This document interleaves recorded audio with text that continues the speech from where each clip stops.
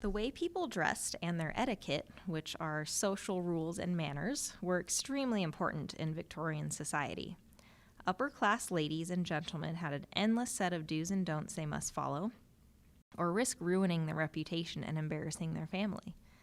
Men and women needed to be wearing the right type of outfit for their social status and the time of day, always be introduced by a mutual friend before speaking to someone who ranked higher socially, and, if an unmarried lady, always be chaperoned by a family member or other female friend. Girls and young ladies of the upper class were expected to prepare themselves to be wives and mothers. Pursuing a profession was frowned upon by upper-class society. Edith Abbott, however, ignored those expectations and decided to go to college and pursue a career in social work and activism. She never married or had children, but worked for decades helping to improve conditions for women, children, and immigrants in the United States. Middle-class people in the Victorian age had more relaxed rules because they needed to have jobs to support themselves, which left them with less time to worry about etiquette and fashion. Respectable middle-class professions included servants, shopkeepers, schoolmasters, doctors, and nurses. Sometimes the middle class could mingle with the upper class if they were properly introduced.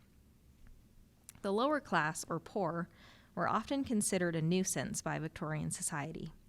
Many people of the upper classes assumed the lower class was poor because they had made the wrong moral choices. Etiquette did not play much of a role in lower class lives. They were too busy just trying to survive. Young children often had to work to help support their families instead of going to school. It wasn't until after the Victorian era that reform and education began to help raise the lower class out of poverty. Edith Abbott was instrumental in this work as well. Since the Victorian period spanned about 70 years, fashions changed quite a bit from the beginning to the end of the era.